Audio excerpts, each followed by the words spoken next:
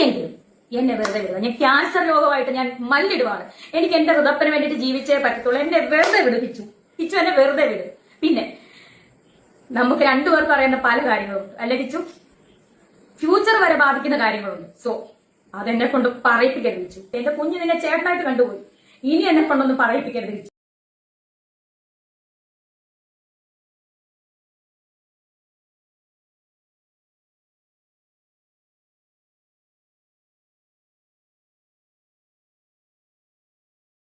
നിങ്ങൾ ചാറ്റ് കാണും.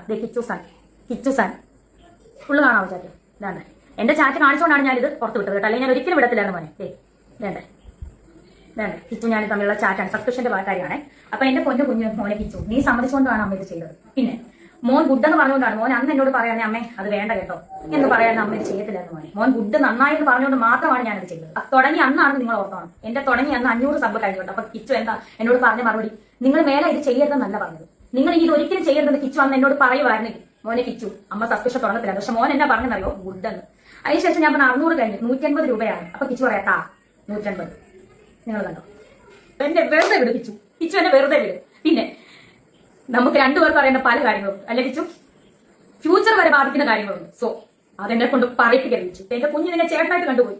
ഇനി എന്നെ കൊണ്ടൊന്നും പറയിപ്പിക്കരുത് കിച്ചു. ഞാൻ ക്യാൻസർ വന്നിട്ട് ഞാൻ മരിച്ചാൽ പോലും എനിക്ക് നീ ഒന്നും ചെയ്യണ്ട. എന്റെ ഋതപ്പൻ, എന്റെ കുഞ്ഞ്, ഞാൻ പ്രസവിച്ച എന്റെ ഒരേ ഒരു കുഞ്ഞ്. നിന്നെ ഞാൻ ആ ഋതപ്പനേക്കാൾ കൂടുതൽ ഞാൻ സ്നേഹിച്ചു.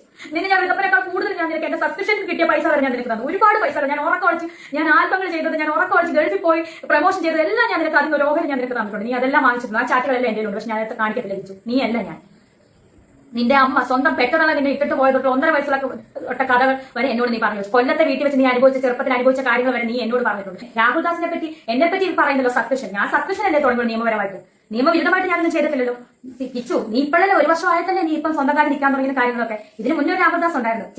ചിങ്ങവനം ഭാഗം, കൊല്ലാട് ഭാഗം, അതുപോലെ ഈ പൊങ്ങന്താനം, ഈ Thrikkodithanam police station, Vakathanam police station ഒന്ന് തിരക്കി നോക്കി രാഹുൽ ദാസിനെ പറ്റി. അറിയാനുള്ളവരോട് ഞാൻ പറഞ്ഞു. എന്നെ കുറ്റപ്പെടുത്തുന്നവരെ എന്തായാലും രേണുസുതി അങ്ങനെ ഒരു നിയമവിരുദ്ധമായിട്ടൊന്നും ഞാൻ ചെയ്തിട്ടില്ല. ഇതിനകത്ത് എഴുന്നേറ്റ് വന്നേ പറ്റത്തുള്ളൂ എന്റെ ഹൃദയത്തിന് വേണ്ടിയിട്ട്. നിനക്ക് ആ കുഞ്ഞിനോട് തൊള്ളി സ്നേഹം ഉണ്ടായിരുന്നു. നീ ഇത്രയും വരുമാനം കിട്ടുന്നുണ്ടല്ലോ. നീ 1 രൂപയ്ക്ക് ഒരു മുട്ടായി നീ അവന് മേടിച്ചു കൊടുക്കും. നിന്റെ അനിയനല്ലേ? എനിക്കൊന്നും വേണ്ട കിച്ചു നിന്റെ. ഞാൻ നിനക്ക് തന്നിട്ടേ ഉള്ളു പൈസ. അതിന് കണക്ക് പറഞ്ഞല്ല. അപ്പത്തെ ഘട്ടങ്ങളിൽ പോലും ആരുമില്ലായിരുന്നു. ഈ അമ്മയും നിന്റെ നീ കുറ്റം പറഞ്ഞ നിന്റെ അളിയനും ചേച്ചിയൊക്കെ ഉള്ളായിരുന്നു. ഓരോ കുറ്റത്തിന് പോലീസ് സ്റ്റേഷൻ വരെ കയറി ഇറങ്ങി ഞാനായിരുന്നു. എനിക്ക് ഒരു സേവം എനിക്ക് തരണ്ട. എന്നെ വന്ന് കാണണ്ട. ആരുടെ വിഷമം തീർക്കാൻ എന്നെ വന്ന് കാണും. ഇന്ന് വരെ കണ്ടുമില്ല, വിളിച്ചില്ല, മിണ്ടിയില്ലല്ലോ. വേണ്ട, ഇനി ഇത് വേണ്ട. എന്നെ വെറുതെ വിട്ടേക്ക്. ഈ ഉള്ളവളെ വെറുതെ വിട്ടേക്ക്. ഞാൻ ചത്താലും എന്റെ ശവം പോലും നിങ്ങൾ ആരും വന്ന് കണ്ട് എന്നെ ഒരു ഇതുപോലും ആരും സമർപ്പിക്കണ്ട. എന്നെ വെറുതെ വിട്ടേക്ക്. എന്റെ കൊച്ചിന് വേണ്ടിട്ട് എന്നെ വെറുതെ. ഹലോ ഫ്രണ്ട്സ്, എല്ലാവർക്കും സുഖമല്ലേ? അപ്പൊ ശരിക്കും കഴിഞ്ഞ ദിവസം രാത്രിയിലെ സോഷ്യൽ മീഡിയയിൽ വലിയ രീതിയിൽ ചർച്ചകൾ നടക്കുവാണ് കേട്ടോ. നമുക്കറിയാം, കൊല്ലം സുധീയുടെ മകൻ കിച്ചു അവൻ ഒരു വീഡിയോ ചെയ്തിട്ടുണ്ടായിരുന്നു, ഒരു ഷോർട്ട് വീഡിയോ ചെയ്തിട്ടുണ്ടായിരുന്നു. ഏതോ ഒരു വീഡിയോക്ക് എതിരായിട്ട് അതായത് അവന്റെ കമന്റ് ബോക്സിൽ നിരന്തരം അവനെ കുറ്റപ്പെടുത്തിക്കൊണ്ട് വരുന്നതുകൊണ്ട് സഹികെട്ട് അവൻ ഒരു വീഡിയോ ചെയ്തിട്ടുണ്ടായിരുന്നു. കുറച്ചു കഴിഞ്ഞ് പാതിരാത്രി ആയപ്പോൾ തന്നെ രേണുവിന്റെ മറുപടി വീഡിയോയും വന്നിട്ടുണ്ടായിരുന്നു. അപ്പം ശരിക്കും ഇതിപ്പം ഇന്നലെ രാത്രി മുതൽ ഭയങ്കര സോഷ്യൽ മീഡിയയിൽ ചർച്ചയായ ഒരു വിഷയമാണ്. നമുക്കറിയാം, ഈ ഒരു വീഡിയോകളൊക്കെ കണ്ടപ്പോൾ തന്നെ ചില കാര്യങ്ങൾ നിങ്ങളുമായിട്ട് പങ്കുവെക്കണമെന്ന് എനിക്ക് തോന്നി. ശരിക്കും പറഞ്ഞാൽ നമ്മൾ സ്ഥിരം കാണുന്ന മുഖങ്ങളാണ് ഈ ഒരു രേണു സുധീരയും അതുപോലെ കിച്ചുവിന്റെയൊക്കെ. പക്ഷേ കഴിഞ്ഞ ദിവസം രാത്രിയിൽ രണ്ടുപേരും മാറി മാറി ലൈവിലും വീഡിയോയിലൊക്കെ വന്ന് പറഞ്ഞ കാര്യങ്ങൾ കേട്ടപ്പോൾ ശരിക്കും സങ്കടവും ഉണ്ട്. എന്നാൽ അതോടൊപ്പം തന്നെ വലിയൊരു ഞെട്ടലും തന്നെയാണ് ഉണ്ടായത്. ഒരു വശത്ത് ക്യാൻസർ വന്ന് കീമോതെറാപ്പിയൊക്കെ കഴിഞ്ഞ് അതീവ ഗുരുതരാവസ്ഥയിൽ കട്ടിലിൽ കിടക്കുന്ന ഒരു സ്ത്രീ, മറുവശത്താണെങ്കിൽ അവര് സ്വന്തം മകനെ പോലെ കൂടെ നിർത്തിയ കിച്ചു. ഇവർക്കിടയിൽ എന്താണ് യഥാർത്ഥത്തിൽ സംഭവിച്ചത് എന്നുള്ള കാര്യം ശരിക്കും പറഞ്ഞാൽ വീഡിയോ ഒന്നിന് പുറകെയായിട്ട് അവര് മറുപടി വീഡിയോ അല്ലെങ്കിൽ ഇതിന് എന്താ പറയുക, അതിന് പ്രതികരണമൊക്കെ പറഞ്ഞുകൊണ്ട് പരസ്പരം അങ്ങോട്ടും ഇങ്ങോട്ടും ചെളിവാരി എറിയുന്നത് പോലെ എനിക്ക് ഫീൽ ചെയ്തു. നമ്മൾ തുടക്കത്തിലെ രേണുവിന്റെ വീഡിയോ കണ്ടു, രേണു എന്തൊക്കെയാണ് പറഞ്ഞത്. പക്ഷെ അതിന്റെ കാരണം എന്താണെന്നുള്ളത് ആദ്യം കിച്ചു പറഞ്ഞ ആ ഒരു കാര്യം എന്താണ്, ആ വീഡിയോയെ കുറിച്ച് പറയുന്നത് എന്താണെന്ന് ഒന്ന് ജസ്റ്റ് ഒന്ന് കേട്ടു നോക്കി. എനിക്കെതിരെ ഒരു വീഡിയോ എന്തായാലും പോവാൻ തീരുമാനിച്ചു. വിഷമമുള്ളവരുടെ വിഷമം. ഹലോ ഗൈസ്, അങ്ങനെ വിഷമമുള്ള കാര്യമാണ്. നമ്മളെ സങ്കടപ്പുണ്ട്, വിഷമമുണ്ട്. അപ്പം അങ്ങനെ കിച്ചു അങ്ങനെ പോകാൻ തീരുമാനിച്ചിട്ടുണ്ട്. നാട്ടുകാർ പറഞ്ഞ് കമന്റുകളിൽ പറഞ്ഞു അങ്ങനെ കിച്ചു അങ്ങനെ ഒടുവിൽ പോകാൻ തീരുമാനിച്ചു. വിഷമമുള്ള ആളുകൾ വിഷമം മാറട്ടെ. എൻ്റെ കിച്ചു ഞാൻ കാര്യം ചൂട്ടെ, എനിക്ക് തോന്നിയിട്ടുണ്ടെങ്കിൽ എനിക്ക് പോവാം. ഓക്കെ, അല്ലാണ്ട് ഹാറ്റേഴ്സിലും പറഞ്ഞ് ഉള്ള കമന്റുകളിൽ പറഞ്ഞിട്ട് കേട്ടിട്ട് പോകേണ്ട ആവശ്യമില്ല. എനിക്ക് മനസ്സിലൊരു ഇത്തിരി സ്നേഹം ഉണ്ടെങ്കിൽ എനിക്ക് കാണാൻ പോവാം. ഓക്കെ, അല്ലാണ്ട് ബാക്കിയുള്ള പോയിട്ട് കാണാൻ പോയിട്ട് അതിനൊരു അർത്ഥമില്ല കിച്ചു, മനസ്സിലായോ? ഒരർത്ഥം ഇല്ല. എൻ്റെ സ്വന്തം അമ്മയില്ലെങ്കിൽ എന്നെ എടുത്ത് നോക്കിയൊരു അമ്മയെന്നത്, അമ്മേൻ്റെ വില എനിക്ക് എന്താണെന്ന് എനിക്ക് അറിയില്ലെങ്കിൽ ഉണ്ടല്ലോ പറഞ്ഞിട്ട് കാര്യമില്ല കിച്ചു. അത് ഇന്നെ കുറെ ചീത്ത പറഞ്ഞിട്ടുണ്ട് വേറ്റേഴ്സിന് മുമ്പിൽ പറയാൻ ഇട്ടുകൊടുത്ത് കുറേ ആൾക്കാരുണ്ടോ, കുറേ ഉറങ്ങി ഇട്ടുകൊടുത്തിട്ടുണ്ടെങ്കിൽ അത് പറയുന്ന അമ്മയുടെ വില എനിക്ക് കിട്ടിയിട്ടില്ല. എൻ്റെ 2ാമത്തെ വയസ്സിൽ എൻ്റെ സ്വന്തം അമ്മ എന്നെ ഇട്ടിട്ട് പോയതാണ്. പിന്നെ അതിൻ്റെ ഇടയ്ക്ക് ഞാൻ ലൈഫ് സ്റ്റോറിയിൽ കുറേ കാര്യങ്ങളും പറഞ്ഞിട്ടുണ്ട്. പിന്നെ ഇപ്പോൾ ഉള്ള അമ്മ സാധനം ഞാൻ കാണിച്ചു തരാത്ത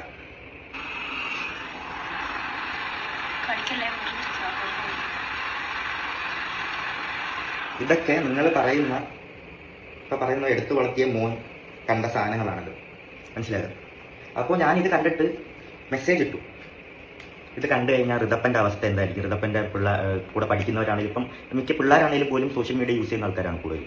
അപ്പം അതുവരെ കാണുന്നതായിരിക്കും. അപ്പോൾ അവനെങ്ങനെ ഫേസ് ചെയ്യും എന്നുള്ള കാര്യം ഞാൻ അമ്മയെടുത്ത് പറഞ്ഞപ്പോൾ അമ്മ എനിക്ക് തന്ന റിപ്ലൈ ഞാൻ ചെയ്തതിൽ എനിക്ക് മോശമായിട്ടൊന്നും തോന്നിയില്ല. എനിക്ക് അതിൽ നിന്ന് 2 ലക്ഷം രൂപ 3 ലക്ഷം രൂപ കിട്ടുന്നുണ്ട്. ഞാനൊന്നും തിരിച്ച് റിപ്ലൈ എടുക്കാൻ പോയില്ല. ഞാൻ അവിടെ വെച്ചിട്ട് ക്ലോസ് ചെയ്തു ചാപ്റ്റർ, മനസ്സിലായി? അപ്പം ബ്രോ പറഞ്ഞ പോലെ എനിക്ക് അമ്മയുടെ വില എന്താണെന്ന് മനസ്സിലായിട്ടില്ല. പക്ഷേ സ്നേഹത്തിൻ്റെ വില എനിക്കറിയാം. ഇത് പറയണമെന്ന് തോന്നി. വീഡിയോ കണ്ടപ്പോൾ എനിക്ക് അതൊന്നും തോന്നിയേട്ടാ. പിന്നെ ഞാൻ കോട്ടയത്ത് പോയി ഞാൻ ഋതപ്പനെ കണ്ടു. ഋതപ്പനെ വേണ്ടിയിട്ടുള്ള കാര്യങ്ങൾ എന്നെ കൊണ്ട് ചെയ്യാൻ പറ്റുന്ന രീതിയിലാണ് ഹാപ്പി ആയിട്ട് ഞാൻ തിരിച്ചു വന്നു.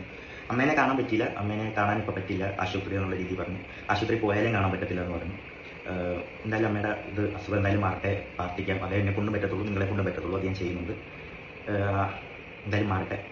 ഇവിടെ രേണു പണ്ട് ചെയ്ത ചില പെയ്ഡ് സബ്സ്ക്രിപ്ഷൻ ഉള്ളല്ലോ, ആ വീഡിയോകൾ തന്നെ അനിയൻ ഋതപ്പന്റെ അവന്റെ പഠനത്തെയും ഭാവിയും ബാധിക്കുന്നു. സ്കൂളിൽ ചെന്ന് നിൽക്കുമ്പോൾ കൂട്ടുകാർ കളിയാക്കും എന്നൊക്കെ തന്നെയാണ് അവൻ പറയുന്നത്. അത് മാത്രമല്ല, അതിനെക്കുറിച്ച് ചോദിച്ചപ്പോൾ രേണു പറഞ്ഞത് എനിക്കിതിൽ നിന്ന് ലക്ഷങ്ങൾ കിട്ടുന്നുണ്ട് എന്നൊക്കെയാണ്. ഇനി ഈ ഒരു കാര്യത്തിൽ കിച്ചുവിന്റെ സ്ഥാനത്ത് നിന്ന് നിങ്ങളൊന്ന് ചിന്തിച്ചു നോക്കി. അതായത് 21, 22 വയസ്സുള്ള ഒരു പയ്യനാണ് അവൻ.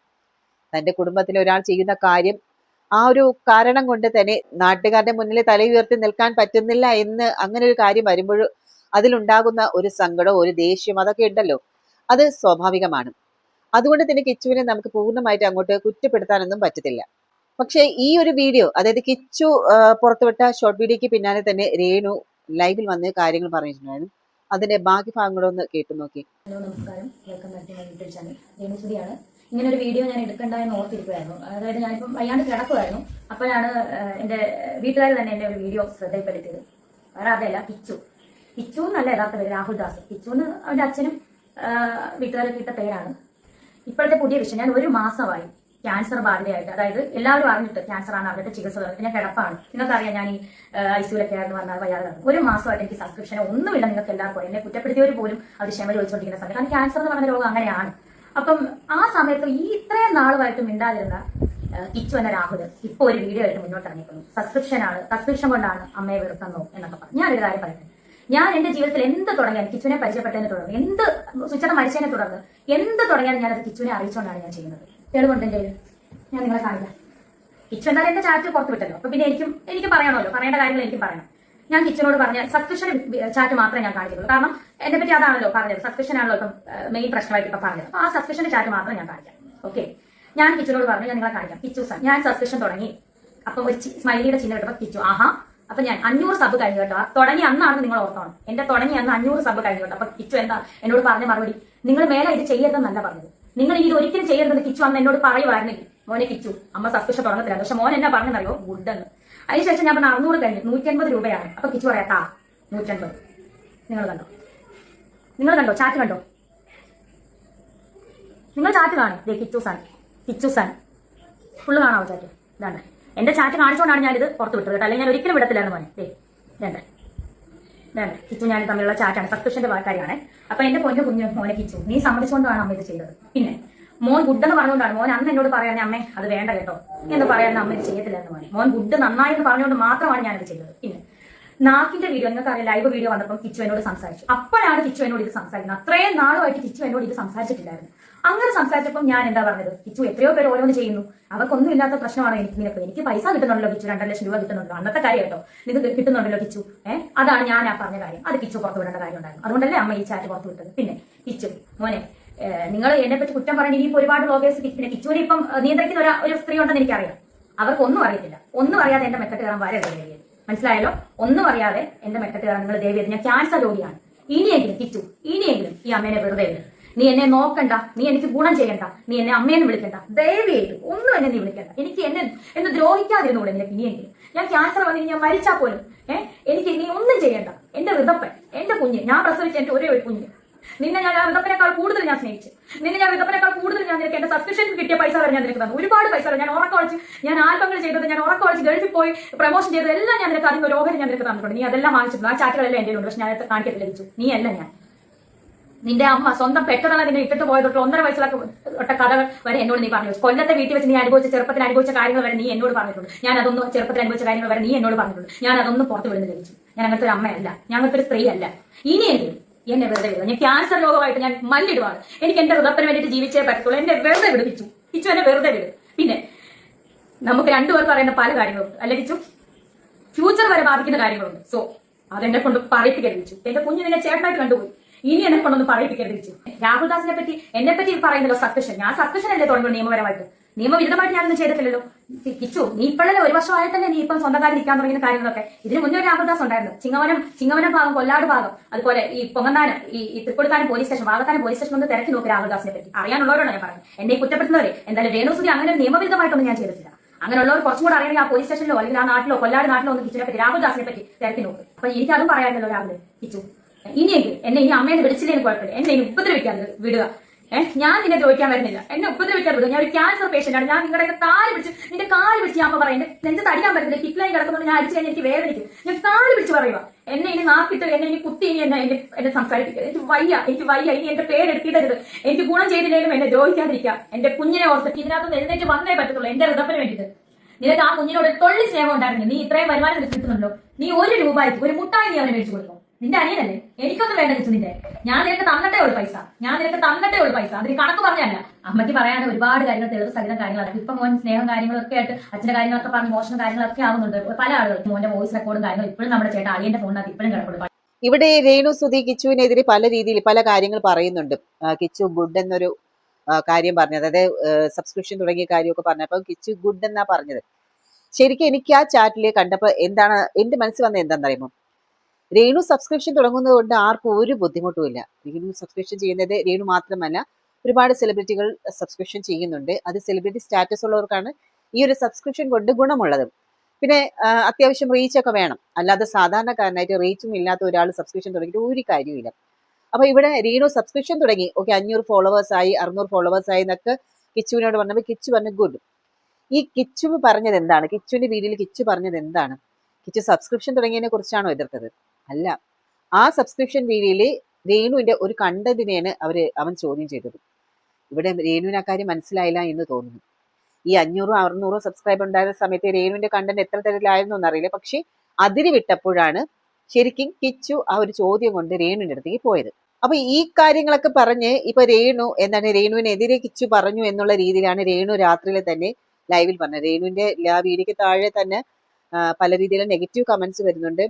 ശരിക്കും പറഞ്ഞാൽ നമ്മൾ അതൊക്കെ ഒന്ന് നോക്കിയാൽ രേണുവിനെ ശരിക്കും ഒരു സങ്കടപ്പെടുത്തുന്ന കാര്യങ്ങളായിട്ടാണ് നെഗറ്റീവ് കമന്റ്സ്. അതായത് പലരും ചോദിക്കുന്നത് രേണുവിന് അസുഖമുണ്ടോ, അല്ലെങ്കിൽ ഇത് ഇങ്ങനെ ചൊടിയായിട്ടൊക്കെ നിന്ന് എങ്ങനെ പറയാൻ പറ്റുന്നു, അസുഖം പിടിച്ച ആളിന് ഇങ്ങനെയൊക്കെ ഇരുന്ന് സംസാരിക്കാൻ പറ്റുമോ, കൈയിട്ടടിക്കുന്നു, പിന്നെ കിച്ചുവിനോട് ഭീഷണിപ്പെടുത്തുന്നു. ഈ രീതിയിൽ ലെവൽ സംസാരം കണ്ടപ്പോൾ തന്നെ ആളുകൾക്ക് രേണുവിന് അസുഖം കള്ളമാണ് എന്നുള്ള രീതിയിൽ ആ കമന്റ് ബോക്സ് എടുത്ത് നോക്കുമ്പോഴേ ഞാൻ അതിനെക്കുറിച്ചൊന്നും പറയുന്നില്ല. പക്ഷെ എന്തോ ആയിക്കോട്ടെ, രേണുവിന് അസുഖമുണ്ട്, ക്യാൻസർ ആണ്, അത് ഉള്ളതാണ്, അത് സുഖപ്പെടുമെന്ന് തന്നെയാണ് ഡോക്ടർമാർ സഹിതം പറയുന്നത്. പക്ഷെ എന്നിരുന്നാലും ഈ ഒരു അവസ്ഥയിൽ നമ്മൾ വിചാരിച്ചതിൽ എത്രയോ ആഴത്തിലുള്ള കാര്യങ്ങളാണെന്ന് അറിയുമ്പോൾ ഇവർ തമ്മിലുള്ള ആ ഒരു അടിയും ബഹളം. ഇവിടെ കിച്ചുവിന്റെ ഭാവി തന്നെ തകർക്കാൻ പോകുന്ന പല തെളിവുകളും തന്റെ കയ്യിലുണ്ട് എന്നവരെ രേണു പറയുന്നുണ്ട്. ശരിക്കും ഈ ഒരു ഭീഷണിയുടെ ആവശ്യം എന്താണ്? ഇപ്പം ശരിക്കും ഒരു വ്യക്തിപരമായിട്ട് തോന്നിയ ഒരു കാര്യം എന്ന് വെച്ചാൽ എന്താ, നമ്മൾ ആരുടെയും വ്യക്തിപരമായിട്ടുള്ള ജീവിതത്തിലേക്ക് കൂടുതലൊന്നും നോക്കേണ്ട കാര്യമില്ല. പക്ഷെ ഇവിടെ പഴയ കാര്യങ്ങൾ എന്തൊക്കെ തന്നെ ആയാലും ഇപ്പോൾ ആ ഒരു സ്ത്രീ, അതായത് രേണു ക്യാൻസർ എന്ന ഒരു രോഗത്തോട് ജീവന് വേണ്ടി മല്ലിടുകയാണ്. അവരുടെ അസുഖം എത്രത്തോളം ഗുരുതരാവസ്ഥയാണ് എന്നുള്ള കാര്യം അവർക്ക് അറിയാം, അവരുടെ വീട്ടുകാർക്ക് അറിയാം. കാരണം ഇതിനെക്കുറിച്ച് നമുക്കൊന്നും പറയാൻ പറ്റത്തില്ല. ആ രോഗം നമ്മുടെ ശത്രുക്കൾക്ക് പോലും അങ്ങനെ ഒരു രോഗം ഉണ്ടാകരുത് എന്ന് നമ്മൾ ആത്മാർത്ഥമായിട്ട് പ്രാർത്ഥിക്കുന്നവരാണ്. എന്തായാലും ഈ ഒരു കീമോ കഴിഞ്ഞിരിക്കുന്ന ഒരു സമയത്ത് അവർക്ക് വേണ്ടത് പൂർണ്ണമായിട്ടുള്ള വിശ്രമവും സമാധാനവും തന്നെയാണ്. ഈ ഒരു സാഹചര്യത്തിൽ പാതിരാത്രിയിൽ ഇരുന്ന് വീഡിയോ ചെയ്ത് അവർ ഇത്രയും വലിയൊരു മാനസിക സ്ട്രെസ്സിലേക്ക് തള്ളിവിടണമായിരുന്നു. അവര് ഇത്രയും വലിയൊരു മാനസിക സ്ട്രെസ്സിൽ പോയിട്ടുണ്ടെങ്കിൽ അതിന്റെ ഒരു ഫലം തന്നെയാണ് അവരെ വീഡിയോ ചെയ്തത്. അതിപ്പം നെഗറ്റീവ് കമന്റിന്റെ ഒരു പൂരം തന്നെ വരുന്നുണ്ട്. കിച്ചുവിനെ സപ്പോർട്ട് ചെയ്യുന്നവരുണ്ട്, രേണുവിനെ സപ്പോർട്ട് ചെയ്യുന്നവരുണ്ട്. നമുക്കറിയാം രേണുവിന്റെ പഴയ കാലത്ത് അവർ ചെയ്ത പല കാര്യങ്ങളെയും നമ്മൾ വിമർശിച്ചവരാണ്. പക്ഷെ ഇന്ന് അവരുടെ ഈ ഒരു അവസ്ഥയിൽ നമ്മൾ കാണിക്കേണ്ടത് കുറച്ച് മനുഷ്യത്വമാണ്. ഇനിയെങ്കിലും ഈ ഒരു സോഷ്യൽ മീഡിയ വഴി ഇരുവരും ചെളി വാരി എറിയുന്നത് അവർ രണ്ടുപേരും നിർത്തണമെന്നാണ് എൻ്റെ, അതായത് ഒരു പ്രേക്ഷക എന്ന നിലയിൽ എനിക്ക് പറയാനുള്ളത്. അപ്പൊ കൂട്ടുകാരെ, ഇക്കാര്യത്തിൽ നിങ്ങൾക്ക് എന്താണ് തോന്നുന്നത്? കിച്ചുവിന്റെ ഭാഗമാണോ അതോ രേണുസുധീന്റെ വെളിപ്പെടുത്തലുകളാണോ കൂടുതൽ ശരിയായിട്ട് തോന്നുന്നത് എന്നുള്ളത് നിങ്ങളുടെ മനസ്സ് തുറന്നുള്ള അഭിപ്രായങ്ങൾ താഴെ കമന്റിൽ തീർച്ചയായിട്ടും രേഖപ്പെടുത്തുക. അടുത്തൊരു വിഷയമായിട്ട് നമുക്ക് വീണ്ടും സംസാരിക്കും. അതുവരേക്കും എല്ലാവർക്കും നന്ദി, നമസ്കാരം.